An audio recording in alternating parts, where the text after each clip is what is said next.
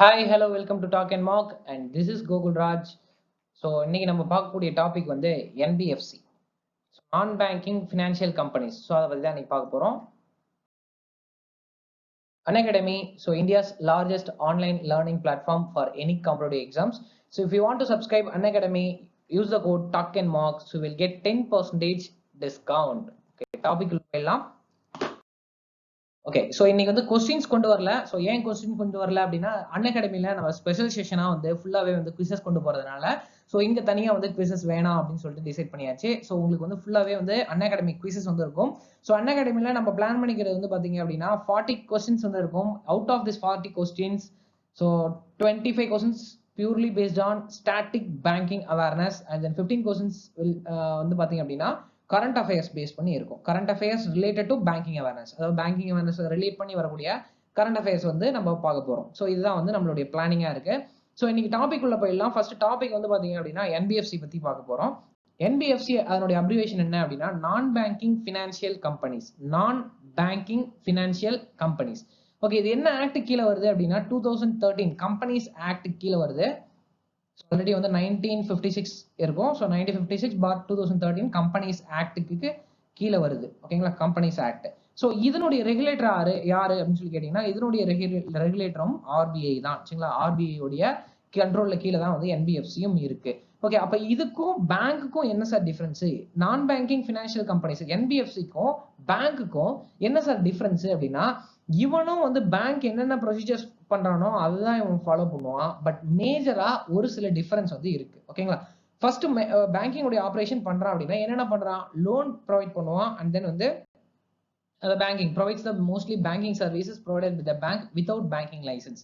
Banking உடைய license இல்லாம banking operation provide பண்றான். பட் மேஜர் டிஃபரன்ஸ் என்ன அப்படின்னா, டிமாண்ட் டெபாசிட்டை அக்செப்ட் பண்ணிக்க மாட்டான். ஓகேங்களா, டிமாண்ட் டெபாசிட்ன்றது என்னது? Saving account plus current account. இதுதான் நம்ம டிமாண்ட் டெபாசிட். டிமாண்ட்னா என்ன சொல்லுவோம்? நம்மளுக்கு தேவை, நான் டிமாண்ட் பண்றேன் அப்படின்னா பேங்க் வந்து கொடுக்கணும். அதுதான் வந்து டிமாண்ட் அப்படின்னு டிமாண்ட் டெபாசிட்னு சொல்லி சொல்றேன். சேவிங் அக்கௌண்ட்டும் கரண்ட் அக்கௌண்ட்டும் அதாவது என்பிஎஃப்சி ப்ரொவைட் பண்ண மாட்டான் ஃபர்ஸ்ட். ஓகேங்களா, அப்போ வந்து டேர்ம் டெபாசிட் ப்ரொவைட் பண்ணுவானா அப்படின்னா, term deposit under the guidelines of RBI, RBI கிட்ட பெர்மிஷன் வாங்கிட்டு ஒரு சில இது மட்டும் நீங்க ப்ரொவைட் பண்ணலாம். ஸோ இது வந்து என்பிஎஃப்சிக்கான கேரக்டர். நெக்ஸ்ட் வந்து பாத்தீங்கன்னா டிஐசி ஜிசி உடைய இன்சூரன்ஸ் டெபாசிட் இன்சூரன்ஸ் ஃபெசிலிட்டி வந்து இல்ல. ஓகே, அப்ப பேங்க் நம்மளுக்கு டிஐசி ஜிசி உடைய இன்சூரன்ஸ் இருக்கு இல்லையா? எவ்வளவு லிமிட்? 5 lakhs. ஸோ இதெல்லாம் வந்து இந்த பேசிக் கொஸ்டின்ஸ் பட்ஜெட்ல போடும்போது சேஞ்ச் பண்ணிருப்பாங்க from 1 lakh to 5 lakhs. Okay, so இதை தவிர்த்து வேற என்ன டிஃபரன்ஸ் இருக்கு அப்படின்னா, பேமெண்ட் அண்ட் செட்டில்மெண்ட் வந்து சிஸ்டம் வந்து இருக்காது. பேமெண்ட் அண்ட் செட்டில்மெண்ட் சிஸ்டம்ன்றது என்னது? ஸோ நம்ம ஆல்ரெடி பார்த்துருப்போம், IMPS immediate money payment system. And then வந்து பாத்தீங்கன்னா வேற என்ன இருக்கு? இந்த யூபிஐ டிரான்சாக்ஷன்ஸ், நெஃப்ட், ஆர்டிஜிஎஸ் இதெல்லாம் பார்த்துருக்கோம் இல்லையா? இந்த ப்ராசஸ் எல்லாமே வந்து இங்க இல்ல. ஓகேங்களா, ஒண்ணு. ஸோ நெக்ஸ்ட் அடுத்தது எடுத்துக்கணும் அப்படின்னு சொல்லி பாத்தீங்கன்னா, செக் புக் ஃபெசிலிட்டி இல்லை அப்படின்னு சொல்லி சொல்லலாம். சரிங்களா, செக் புக் ஃபெசிலிட்டிஸ் இங்க வந்து கிடையாது. ஸோ அதான் மெயினா வந்து நீங்க அமௌண்ட் வந்து டிரான்ஸ்ஃபர் பண்ண முடியாது. ஸோ இதுதான் வந்து என்பிஎஃப்சிக்கும் பேங்க்குக்கும் இருக்கக்கூடிய மேஜர் டிஃபரன்ஸ். ஓகே, அப்போ வந்து ஒரு என்பிஎஃப்சி நீங்க ஸ்டார்ட் பண்ணணும், ஆர்பிஐல ஒரு என்பிஎஃப்சி ஸ்டார்ட் பண்ணணும்னா எவ்வளவு அமௌண்ட் இருக்கணும் அப்படின்னா 2 crore மினிமம் இருக்கணும். அதாவது 200 lakhs வந்து நீங்க மினிமம் வந்து வச்சிருக்கணும். ஸோ இதுதான் வந்து என்பிஎஃப்சி உடைய கேட்டகரிஸ். இதுல நிறைய டைப்ஸ் இருக்கு. அந்த டைப்ஸ் பத்தி தான் நெக்ஸ்ட் பார்க்க போறோம். Okay, types of NBFC. Types of என்பிஎஃப்சில வந்து என்னென்ன இருக்கு? அசெட் ஃபினான்ஸ் கம்பெனி, அடுத்து வந்து investment company, loan company, infrastructure finance company, systematically important core investment company, அடுத்து இன்ஃப்ராஸ்ட்ரக்சர் டெப்ட் ஃபண்டு என்பிஎஃப்சி.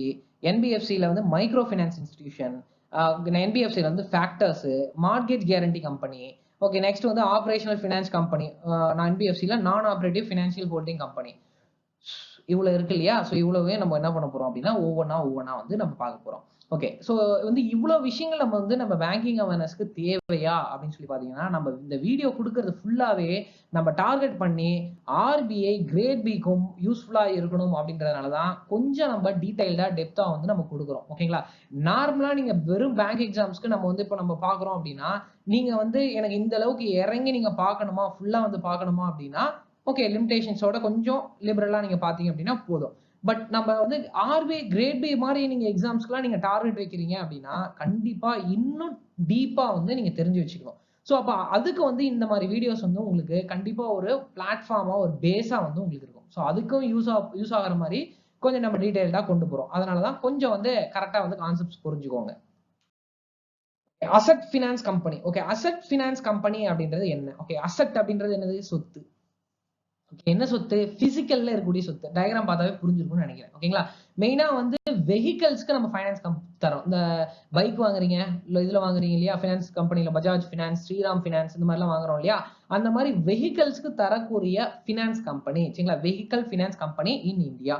சோ அதுதான் வந்து என்ன சொல்றாங்க அப்படின்னா அசெட் ஃபினான்ஸ் கம்பெனி. இதனுடைய பிரின்சிபல்னா அவனுடைய மோட்டிவ் ஃபுல்லாவே அவனுடைய எய்ம் என்ன அப்படின்னா பிசிக்கல் அசெட்ஸ்க்கு தான் வந்து அவனுக்கு தரணும். ஈவன் வந்து அவன் வந்து மெயினா வந்து productive economic activity, automobiles, tractors, even கம்பெனில இருக்கக்கூடிய அசெட்ஸ், மெயினா அசெட் இருக்கக்கூடிய மெஷின்ஸ் அந்த மாதிரி இருக்கக்கூடிய பொருளுக்கு அவன் வந்து என்ன பண்றான் அப்படின்னா அசெட்டை வந்து தரான். இது வந்து ஃபர்ஸ்ட். இன்வெஸ்ட்மெண்ட் கம்பெனி இது ரெண்டாவது. ஓகேங்களா? இன்வெஸ்ட்மெண்ட் கம்பெனி அப்படின்றது என்ன அப்படின்னா இவனுடைய மெயின் பிரின்சிபல் என்ன அப்படின்னா acquisition of securities. Acquisition of செக்யூரிட்டிஸ்னா நீங்க வந்து பாண்ட்ல, ஷேர்ல, டிபெஞ்சர்ஸ்ல இந்த மாதிரி வந்து அவன் வந்து என்ன பண்றது? இன்வெஸ்ட்மெண்ட் பண்றதுதான் அக்விசிஷன், வாங்குறதுதான் இவனுடைய வேலை. அசெட் ஃபினான்ஸ் கம்பெனி அப்படின்னா நீங்க வந்து டீடைல்டா ஃபுல்லா இதுக்குள்ளேயே உள்ள போய் நம்ம பார்க்க தேவையில்ல. நம்மளுடைய கான்செப்ட் என்ன அப்படின்னா அந்த நேம் என்ன, அந்த டேர்ம் மெயினா வந்து இங்க பேங்கிங் டேர்ம் தான். அசெட் ஃபினான்ஸ் கம்பெனி அப்படின்னா அது வந்து எதுக்கு வந்து யூஸ் ஆகுது? இன்வெஸ்ட்மெண்ட் கம்பெனினா அவன் வந்து எதை டார்கெட் பண்றான்? அசெட் ஃபினான்ஸ் கம்பெனி பிசிக்கல் அசெட்ஸ்க்கு, இன்வெஸ்ட்மெண்ட் கம்பெனி செக்யூரிட்டிஸ்க்கு. அவ்வளவுதான். இதை வந்து நீங்க தெளிவா தெரிஞ்சிட்டீங்க அப்படின்னா போதும். Okay, next one systematically important core investment company. இதுக்கு முன்னாடி பார்த்தது இன்வெஸ்ட்மெண்ட் கம்பெனி தான். ஓகேவா? இதுக்கு முன்னாடி பார்த்ததும் இன்வெஸ்ட்மெண்ட் கம்பெனி தான். இது சிஸ்டமேட்டிக்கலி இம்பார்ட்டன்ட் கோர். அப்ப அந்த சிஸ்டமேட்டிக்கலி இம்பார்ட்டன்ட் கோருக்கு என்ன வந்து மீனிங் அப்படின்னு சொல்லி கேட்டீங்கன்னா சோ இதுல வந்து அவன் ஃபாலோவிங் கண்டிஷன்ஸ் எல்லாத்தையும் சாட்டிஸ்ஃபை பண்ணணும். அதாவது இப்ப அவன் சொல்லக்கூடிய கண்டிஷன்ஸ் சாட்டிஸ்ஃபை பண்ணுச்சு அப்படின்னா அதை வந்து நான் சிஸ்டமேட்டிக்கலி இம்பார்ட்டன்ட் கோர் இன்வெஸ்ட்மெண்ட் கம்பெனின்றேன். இல்ல பண்ணல அப்படின்னா அது வெறும் இன்வெஸ்ட்மெண்ட் கம்பெனி அப்படின்னு மட்டும் நான் சொல்றேன்.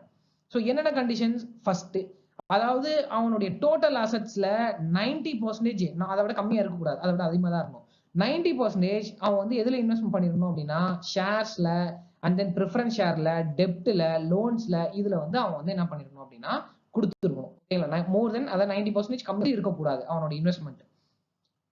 அதுலயும் குறிப்பிட்டு 60% ஒன்லி வந்து பாத்தீங்க அப்படின்னா ஈக்விட்டி ஷேர்ல மட்டும் இருக்கணும். நாட் லெஸ் தென் 60%. ஓகேங்களா? ஈக்விட்டி ஷேர் அப்படின்றது என்னன்னு நான் சொல்லியிருப்போம். ஈக்விட்டி ஷேருக்கும் ப்ரிஃபரன்ஸ் ஷேருக்கும் என்ன டிஃபரன்ஸ் அப்படின்றது டைப்ஸ் ஆஃப் ஷேர்ல நம்ம சொல்லியிருப்போம். ஓகேங்களா? அப்ப ஈக்விட்டி ஷேர்ஸ்ல மட்டும் அவன் என்ன பண்ணிருக்கணும் அப்படின்னா 60%க்கு கம்மியா வந்து அவன் பண்ணிருக்க கூடாது. அப்ப 2 கண்டிஷன்ஸ் ஆச்சு. மூணாவது கண்டிஷன் அவனுடைய அசட்டோடைய சைஸ், அவனுடைய சொத்தோடைய சைஸ் 100 crore அண்ட் எபவா தான் இருக்கணும். லாஸ்ட் பாயிண்ட் பப்ளிக் ஃபண்ட்ஸை அக்செப்ட் பண்ணணும். ஸோ இதுதான் வந்து பாத்தீங்க அப்படின்னா சிஸ்டமேட்டிக்கலி இம்பார்ட்டன்ட் கோர் இன்வெஸ்ட்மெண்ட் கம்பெனிக்கு அவங்க கொடுத்துருக்கக்கூடிய ரெகுலேஷன்ஸ். லோன் கம்பெனி, லோன்ன்றது டக்குன்னு தெரியும் இல்லையா? அப்ப இதுக்கும் அசட்டுக்கு என்ன சார் சம்பந்தம்? ஃபர்ஸ்ட் ஒன் பார்த்தோம், அசட் கம்பெனி அப்படின்னு சொல்லி பார்த்திருப்போம் இல்லையா? சோ அதுக்கும் லோன் கம்பெனிக்கு வந்து என்ன டிஃபரன்ஸ்? அவன் ஒன்லி வந்து பிசிக்கல் மட்டும் வச்சிருப்பான். ஓகேவா? அவன் ஒன்லி பிசிக்கல் மட்டும் வச்சிருப்பான். அதை தவிர்த்து ரிமைனிங் இருக்கக்கூடிய ப்ராசஸ் எல்லாமே நீங்க என்ன பண்ணுவீங்க அப்படின்னா principal business, the providing the finance, whether the making loans and advances. Making loans and advances நான் தரணும். Other than any activity other than its own does not include the asset finance company. asset finance companyல என்னென்ன இல்லையோ அதை எல்லாத்தையும் நான் அந்த loan கம்பெனில தரேன். அசெட் கம்பெனிஸ்ல கொடுக்கக்கூடிய அதுக்குள்ள இருக்கக்கூடிய டேர்ம்ஸ் அண்ட் கண்டிஷன் இங்க வரக்கூடாது. அதை தவிர்த்து ரிமைனிங் இருக்கிறது எல்லா லோனையும் அட்வான்ஸ்லயும் நான் என்ன சொல்றேன் அப்படின்னா லோன் கம்பெனி அப்படின்னு சொல்லிட்டு நம்ம சொல்றோம். ஓகேங்களா? சோ அந்த டிஃபரன்ஸ் வந்து பாத்துக்கோங்க. Okay, next infrastructure finance company. Infrastructure finance கம்பெனின்றது நம்மளுக்கு அந்த நேம்லயே இருக்கு. இன்ஃப்ராஸ்ட்ரக்சருக்கு நான் ஃபினான்ஸ் கொடுக்கணும். ஓகேங்களா? அதாவது ஒரு பிரிட்ஜ் கட்டுறீங்க அல்லது பில்டிங் கட்டுறீங்க, ஸோ அந்த மாதிரி இன்ஃப்ராஸ்ட்ரக்சருக்கு நீங்க ஃபினான்ஸ் வந்து ப்ரொவைட் பண்றீங்க, அமௌண்ட் வந்து நீங்க லோன் கொடுக்குறீங்க அப்படின்னா அதை வந்து இன்ஃப்ராஸ்ட்ரக்சர் ஃபினான்ஸ் கம்பெனி அப்படின்னு சொல்லிட்டு நம்ம சொல்லுவோம். ஓகே, அதுக்கு எக்ஸாம்பிள் தான் இந்தியா இன்ஃப்ராஸ்ட்ரக்சர் ஃபினான்ஸ் கம்பெனி டயக்ராம்ல போட்டிருப்போம். ஓகே, ஐஎஃப்சி இஸ் ஏ நான் பேங்கிங் ஃபினான்ஸ் கம்பெனி. ஐஎஃப்சின்றது நான் பேங்கிங் ஃபினான்ஷியல் கம்பெனி ஒன்னு. ஓகே, இப்போ இதுல வந்து பாத்தீங்க அப்படின்னா 75% வந்து நீங்க என்ன பண்ணிருக்கணும் அப்படின்னா இன்ஃப்ராஸ்ட்ரக்சர் லோன்ஸ் வந்து நீங்க கொடுத்துருக்கணும். நீங்க உங்களுக்கு எவ்வளவு வந்து உங்களுடைய அசெட் இருக்கோ அந்த அசெட்ல வந்து 75% வந்து இன்ஃப்ராஸ்ட்ரக்சருக்காக ப்ரொவைட் பண்ணணும். First point. ரெண்டாவது பாயிண்ட் வந்து பாத்தீங்க அப்படின்னா 300 crore அதனுடைய நெட் ஒர்த் வந்து இருக்கணும். சரிங்களா? மினிமம் நெட் ஓன்டு ஃபண்ட்ஸ் வந்து 300 crores வந்து உங்களுக்கு இருக்கணும். Second point. தேர்ட் பாயிண்ட் வந்து பாத்தீங்க அப்படின்னா மினிமம் கிரெடிட் ரேட்டிங் வந்து ஏ இருக்கணும். அதாவது கிரெடிட் ரேட்டிங்ல நிறைய இருக்கும். கிரெடிட் ரேட்டிங்ல A, A plus plus, so B and then A double A இந்த மாதிரிலாம் நிறைய இருக்கும். அதை பற்றி தனியாக நம்ம ஒரு வீடியோவில் வந்து டிஸ்கஸ் பண்ணலாம். ஓகே, ஈக்குவலன்ட் டு அடுத்து நெக்ஸ்ட் வந்து பார்த்தீங்கன்னா CRAR, capital to risk asset ratio அப்படின்னு சொல்லிட்டு சொல்லியிருப்பாங்க. ஸோ அது வந்து எவ்வளோ இருக்கணும் அப்படின்னா 15% நமக்கு வந்து இருக்கணும். ஸோ பேசல் 3ல வந்து நம்ம இதை பற்றி பார்த்துட்டு இருந்திருப்போம். அந்த capital to risk asset ratio அப்படின்னு சொல்லி பார்த்துருப்போம். ஸோ capital to risk weighted asset ratio அதுதான் வந்து நமக்கு எவ்வளோ இருக்கணும், எவ்வளோ மெயின்டைன் பண்ணணும் அப்படின்னா 15% வந்து அவன் மெயின்டைன் பண்ணணும். ஸோ இது எல்லாத்தையும் அவன் மெயின்டைன் பண்ணுறான், கரெக்டாக ஃபாலோ பண்ணுறான் அப்படின்னா இன்ஃப்ராஸ்ட்ரக்சர் ஃபினான்ஸ் கம்பெனி அப்படின்னு சொல்லிட்டு சொல்லுவோம். இன்ஃப்ராஸ்ட்ரக்சர் டெப்ட் ஃபண்ட், ஓகேங்களா, அதுக்கும் இதுக்கும் என்ன பண்றேன் அப்படின்னா அவன் ஃபினான்ஸ் கொடுக்குறான், இவன் டெப்ட்ல வந்து ஃபண்டை வந்து ப்ரொவைட் பண்றான். சரி, டெப்ட் அப்படின்றது நம்ம சொல்லியிருப்போம் ஆல்ரெடி. இந்த ஷேர்ஸ்னா என்ன, டெப்ட்னா என்ன அப்படின்றத நம்ம பார்த்துருப்போம். Okay, IDF NBFC is a company registered as the NBFC to facilitate flow of, முக்கியமா வந்து லாங் டேர்ம் டெப்ட். ஓகேங்களா, லாங் டேர்ம் டெப்ட் தான் இதனுடைய கான்செப்ட். மினிமம் மெச்சூரிட்டியே வந்து 5 வருஷத்துக்கு இருக்கணும். அதே மாதிரி அவன் ஃபாலோ பண்றது ஒன்று ருப்பியில ஃபாலோ பண்ணுவான் அல்லது டாலர்ல வந்து ஃபாலோ பண்ணுவான். ஸோ அவன் கொடுக்கறது எப்படி ஃபாலோ பண்ணுவான்னா ருப்பியில அல்லது டாலர்ல வந்து பண்ணுவான். இன்ஃப்ராஸ்ட்ரக்சர் ப்ராஜெக்ட்டுக்கு தான் அவன் வந்து பண்றான். லாங் டேர்ம் டெப்டா வந்து இருக்கணும். சரிங்களா, இதுதான் வந்து நம்ம என்ன சொல்லுவோம் அப்படின்னா இன்ஃப்ராஸ்ட்ரக்சர் டெப்ட் ஃபண்டு. சரிங்களா, நான் banking financial institutions. Okay, next வந்து நான் பேங்கிங் ஃபினான்ஷியல் கம்பெனில மைக்ரோ ஃபினான்ஸ் இன்ஸ்டிடியூஷன். ஸோ இதை பத்தி தான் வந்து என்ன பார்க்க போறோம் அப்படின்னா மைக்ரோ ஃபினான்ஸ் இன்ஸ்டிடியூஷன் கம்பெனி பத்தி பார்க்க போறோம். ஓகே, மைக்ரோ ஃபினான்ஸ் கம்பெனி அப்படின்றது என்ன? ஓகே, மைக்ரோ ஃபினான்ஸ் கம்பெனி அப்படின்றது இதுவும் வந்து NBFCல வந்த டைப். ஃபர்ஸ்ட் வந்து இதுல கண்டிஷன்ஸ் என்ன அப்படின்னா 80 not less than 85% of its asset, அவனுடைய சொத்துல 85%க்கு கீழே வந்து இருக்கக்கூடாது. எதுக்கு அப்படின்னா இப்போ அந்த ஃபாலோயிங் கிரைட்டீரியெல்லாம் இப்போ நான் சொல்ல போற கிரைட்டீரியா எல்லாத்தையும் அவன் வந்து ஃபாலோ பண்ணணும். ஓகேங்களா, ஸோ இது எல்லாத்தையும் ஃபாலோ பண்ணணும். இதுல வந்து 85% கீழே வந்து குறையக்கூடாது. இதுதான் வந்து கண்டிஷன். ஃபர்ஸ்ட் கண்டிஷன் என்ன? ஃபர்ஸ்ட் கண்டிஷன், ஸோ அதாவது நீங்க வந்து என்ன பண்ணணும் அப்படின்னா லோன் டிஸ்பர்ஸ்டு, லோன் கொடுக்கணும். யாருக்கு தரணும்? ஸோ ரூரல் ஹவுஸ் ஹோல்டுல அவனுடைய annual income not exceeding 1 lakh, 1 lakh விட கம்மியா ஆனுவல் இன்கம் இருக்கும் இல்லையா ரூரல் ஹவுஸ் ஹோல்ட்ல, அவனுக்கு லோன் தரணும். அர்பன் அண்ட் செமி அர்பன்ல அவனுடைய இன்கம் 1,60,000க்கு மேல வந்து போகக்கூடாது. அவனுக்கு கீழே இருக்க அந்த வேல்யூக்கு கீழே இருக்கவனுக்கு நான் லோன் வந்து தரேன். Second, loan amount should not exceed 50,000 in the first cycle. First சைக்கிள்ல அவனுடைய அமௌண்ட் வந்து 50,000 தாண்டக்கூடாது. செகண்ட் சைக்கிள்ல அடுத்த சப்சீக்வெண்ட் சைக்கிள்ல அதுக்கப்புறம் வரக்கூடிய ஃப்ரீக்வெண்ட் சைக்கிள்ஸ்ல அவனுடைய டோட்டல் அமௌண்ட் வந்து 1 lakh வந்து தாண்டக்கூடாது. அவனுக்கு கொடுக்கக்கூடிய லோன் அமௌண்ட் ஃபர்ஸ்ட் டைம் கொடுக்கும்போது 50,000 தாண்டக்கூடாது. செகண்ட் டைம் தரும்போது 1 lakh தாண்டக்கூடாது. அதுக்கப்புறம் ஃபியூச்சர்ல போகும்போது 1 lakh வந்து கிராஸ் ஆகக்கூடாது. Total indebtedness of the borrower, total indebtedness அப்படின்னா ஸோ அவனுடைய மொத்த கடன் எல்லாத்தையும் சேர்த்து 1 lakh தாண்டக்கூடாது. அப்போ இங்க நீங்க 1 lakh தாண்டக்கூடாதுன்னு சொல்லியிருந்தீங்க, 1 lakh அதிகமாக போகக்கூடாதுன்னு நான் சொல்லியிருந்தேன். சரிங்களா, அப்போ அவன் எவ்வளோ கொடுக்கலாம் அப்படின்னா 80,000 90,000 சம்திங் அவன் கொடுக்கலாம். அதை இன்ட்ரெஸ்டோட சேர்த்து டோட்டலாக எனக்கு 1 lakh உள்ள தான் அவனுக்கு வரணும். ஸோ இந்த கண்டிஷன்ஸ் எல்லாத்தையுமே சாட்டிஸ்ஃபை பண்ணணும். டென்யூர் ஆஃப் த லோன், இது வந்து லாங் டேர்ம். ஓகேங்களா, ஸோ அப்போ டென்யூர் ஆஃப் த லோன் எனக்கு எப்படி இருக்கணும்? 24 months, அதாவது 2 years விட எனக்கு அதிகமாக தான் இருக்கணும், கம்மியாக வந்து வரக்கூடாது. 24 months விட அதிகமாக தான் இருக்கணும்.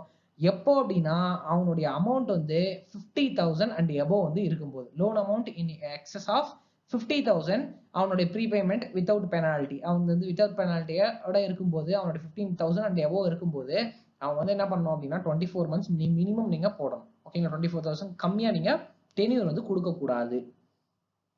Loan to be extend without collateral, அதுதான் ஃபர்ஸ்ட். அதாவது கொலாட்ரல் இல்லாம எந்த ஒரு நீங்க செக்யூரிட்டிஸ் இல்லாம தான் நீங்க வந்து லோன் தரணும். செக்யூரிட்டிஸ் வச்சுட்டு லோன் தரக்கூடாது. aggregate amount of loan given for the income generation is not less than 50% of the total amount given by the MFI. ஓகேங்களா, ஸோ இது வந்து பாத்தீங்க அப்படின்னா என்ன சொல்லியிருக்காங்கன்னா இன்கம் ஜென்ரேஷனுக்காக, அதாவது அவனோட இன்கம் ஜென்ரேஷனுக்காக 50% கீழே வந்து கொடுக்க கூடாது அப்படின்னு சொல்லியிருக்காங்க. அது அவனுடைய இன்கம் ஜென்ரேஷனுக்காக. Loan is repayable on weekly, நீங்க எப்படி வேணா பண்ணலாம் அப்படின்னா weekly, fortnightly and then monthly instalment அப்படின்னு சொல்லிட்டு நீங்க கொடுக்கலாம். ஃபோர்ட்நைட்லினா என்ன? 14 days. சரிங்களா, ஃபோர்ட்நைட்லி அப்படின்றது ஃபோர்ட்நைட் அப்படின்றது 14 days. ஸோ அதை வந்து பார்த்துக்கோங்க. ஓகே, NBFCல ஃபேக்டர்ஸ். சரி, இப்போ ஃபேக்டர்ஸ் பார்க்கறதுக்கு முன்னாடி ஒரு கரண்ட் அஃபேர்ஸ் கொஸ்டின். ஒரு ஸ்மால் ஃபினான்ஸ் பேங்க் வந்து ஏப்ரல் மந்த் கரண்ட் அஃபேர்ஸ் இது. ஓகே, ஸ்மால் ஃபைனான்ஸ் பேங்க் வந்து self FD and then self saving account வந்து ஓப்பன் பண்ணியிருந்தாங்க. ஓகேங்களா, self FD and then self saving account வந்து லான்ச் பண்ணியிருந்தாங்க. அது எந்த ஸ்மால் ஃபைனான்ஸ் பேங்க் அப்படின்றத அப்படியே சாட் பாக்ஸ்ல வந்து போடுங்க. ஒன்று. ஓகே, நெக்ஸ்ட் வந்து பாத்தீங்க அப்படின்னா இப்போ இந்த ஃபேக்டர்ஸ் பார்க்கறதுக்கு முன்னாடி ஆல்ரெடி நம்ம ஒரு கான்செப்ட் பார்த்துருப்போம், பில் அப்படின்னு சொல்லி பார்த்துருப்போம், டிஸ்கவுண்ட் பில்லுன்னு சொல்லிட்டு. அதுல கான்செப்ட் என்ன அப்படின்னா, ஏன்ற ஒரு பர்சன் பீன்ற ஒரு பர்சன்ட்ட ஒரு ட்ரேட் பண்றாங்க, அந்த கூட்ஸ் வந்து செல் பண்றாங்க. ஸோ அப்போ செல் பண்ணும்போது பி வந்து ஒரு சர்டைன் பாயிண்ட் ஆஃப் டைமுக்கு அப்புறம் தான் வந்து அந்த ப்ராடக்ட்ஸ் வந்து செல் பண்ண முடியும். அப்படின்றப்போ பி உடைய பெர்மிஷனோட ஏ வந்து என்ன பண்ணலாம் அப்படின்னா ட்ரேட் பில் வந்து ஒரு பில் வந்து ஜென்ரேட் பண்ணலாம். ஓகேங்களா, ட்ரேட் பண்ணதுக்கு ஒரு பில் வந்து ஜென்ரேட் பண்ணலாம். இந்த பில்ல பேங்க் கிட்ட கொண்டு போய் நான் வந்து இது பண்ணியிருக்கேன், அதாவது வைக்கிறேன், பேங்க் கிட்ட கொண்டு போய் நான் அடமானம் வச்சு அந்த அமௌண்ட்ல இருந்து நம்ம என்ன பண்ணிக்கலாம் அப்படின்னா ஒரு சம் பாயிண்ட் ஆஃப் டிஸ்கவுண்ட்ல இப்போ 100% அப்படின்னா ஒரு 90% ஆஃப் அமௌண்ட் வந்து நான் என்ன பண்ணிக்கலாம் வாங்கிக்கலாம். இப்போ 100% நீங்க வித்துருக்கேன்னா அதுல வந்து 90% வந்து அமௌண்ட் வந்து வாங்கிக்கிறேன். இப்போ பி செல் பண்ணதுக்கு அப்புறம், அதாவது பி வந்து அந்த ப்ராடக்ட்ஸ் வந்து செல் பண்ணதுக்கு அப்புறம் இந்த பி வந்து வேல்யூ கொண்டு போய் கொடுப்பாரு. அப்போ வந்து ஏ வந்து அந்த அமௌண்ட்டை வந்து திருப்பி வந்து பேங்க்குக்கு வந்து பே பண்ணிடலாம். ஸோ இதுதான் வந்து ப்ரொசீஜரா வந்து நம்ம சொல்லியிருப்போம் இல்லையா. ஓகே, இப்போ இங்க ஃபேக்டர்ஸ்ல என்ன கான்செப்ட் அப்படின்னா, இங்கேயும் அதே ஏ அண்ட் தென் பி அதே மாதிரி ட்ரேட்ஸ் வந்து கூட்ஸ் வந்து செல் பண்றாங்க.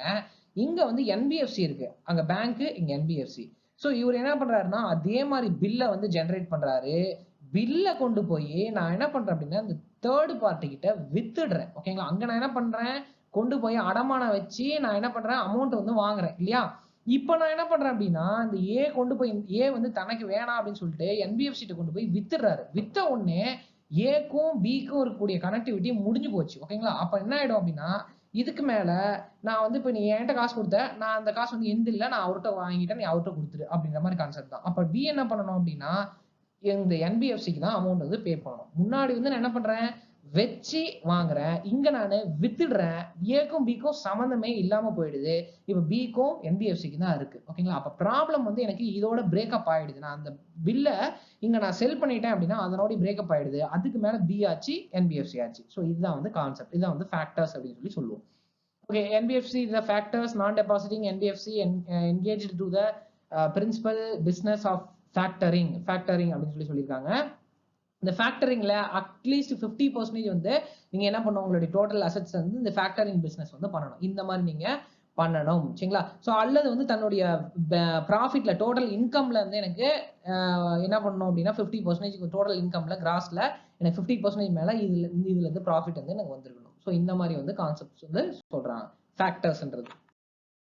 மார்கேஜ், ஓகே, மார்கேஜ்ன்றது உங்களுக்கு தெரியும் இல்லையா. மார்கேஜ் நம்ம வந்து அடகு வைக்கிறது. ஓகேங்களா, அதுக்கான இது வேல்யூ வந்து ப்ரொவைட் பண்றது, அதுக்கும் கண்டிஷன்ஸ் கொடுத்துருக்காங்க. MGC are the financial institution for what at least 90% of the business turnover is mortgage. சரிங்களா, என்னுடைய பிசினஸ் டர்ன்ஓவர்ல 90% வந்து மார்கேஜை பேஸ் பண்ணி இருக்கணும். அதே மாதிரி mortgage guarantee business and or அட்லீஸ்ட் 90% ஆஃப் த இன்கம். நம்ம முன்னாடி பார்த்தோம் இல்லையா 50% வந்து ஃபேக்டரிங் பார்த்தோம் இல்லையா, அதே மாதிரி தான் இங்கேயும் 90% வந்து எனக்கு என்னுடைய டேர்ன் ஓவர்ல இருக்கணும், அல்லது என்னுடைய இன்கம்ல என்னுடைய ஏர்னிங்ஸ்ல எனக்கு வந்து 90% வரணும். அதனுடைய ஃபண்ட் வந்து பாத்தீங்க அப்படின்னா டோட்டலா வந்து 90 crores. சரிங்களா, அதனுடைய நெட் ஓன்டு ஃபண்ட் வந்து 90 crores வந்து இருக்கணும். என்பிஎஃப்சி நான் operative financial holding company. Okay, நான் ஆப்பரேட்டிவ் ஃபினான்சியல் ஹோல்டிங் கம்பெனி அப்படின்னா என்ன பண்ணுவாங்கன்னா இவன் வந்து ஒரு நான் பேங்க், இது வந்து ஒரு என்பிஎஃப்சின்னு வச்சுக்கோங்களேன், இது ஒரு டைப். இவன் என்ன பண்றான் அப்படின்னா இவனுக்கு கீழே வந்து புதுசா ஒரு பேங்கை வந்து செட்டப் பண்றான். பேங்க் செட் பண்றதுக்கு ஒரு அமௌண்ட் வந்து ப்ரொவைட் பண்றான். இந்த பேங்க் என்ன பண்ணுவான் அப்படின்னா ஆர்பிஐ உடைய கைட்லைன்ஸ் பிரகாரம் எவ்வளவு லிமிடேஷன்ஸ் வந்து வைக்கணும், எவ்வளவு அமௌண்ட் வந்து கொடுக்கணும், எவ்வளவு ப்ராசஸ் வந்து நீங்க பேங்கிங் ப்ராசஸ் வந்து எவ்வளவு பண்ணணும் அப்படின்றதுக்கு ஆர்பிஐ வந்து கைட்லைன்ஸ் பண்ணுவான். ஆர்பிஐ உடைய கைட்லைன்ஸ் கீழே இது வந்து பண்ணுவோம். இந்த என்பிஎஃப்சி என்ன பண்றான், ஒரு பேங்கை செட் பண்றான், ஆர்பிஐ உடைய கைட்லைன்ஸோட ரூல்ஸ் அண்ட் ரெகுலேஷனோட அதை ஃபாலோ பண்றான், அவ்வளவுதான். ஓகேங்களா. So NOFHC is a financial institution through which promoter and promoter groups will be permitted to set up a new bank. It is wholly owned by non-operative financial holding company which will hold the bank as well as other financial company services regulated by RBI. ஓகேங்களா, regulated by RBI or other financial sector regulator. Financial sector regulatorனா ஸோ இதுதான் சரிங்களா, NBFC. to extend the permissible under the applicable regulatory prescription. அவன் என்ன prescription சொல்றானோ அந்த prescriptionக்குள்ள apply ஆகிற மாதிரி தான் அவன் வந்து பண்ணணும். ஸோ இதுதான் வந்து non operative financial holding companies.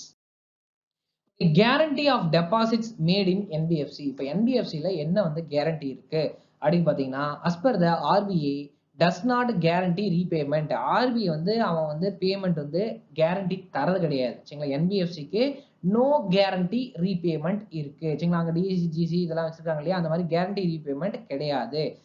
To authority the collected deposit as per as such investors and depositor should inform the decisions while placing the deposit with the NBFC. So நம்ம தான் வந்து கேர்ஃபுல்லாக வந்து பார்த்துக்கணும் எந்த என்பிஎஃப்சியில் வந்து நம்ம அமௌண்ட் போடுறோம், எவ்வளோ டெபாசிட் பண்ணுறோம் அப்படின்றத நம்ம தான் வந்து பார்த்துக்கணும்.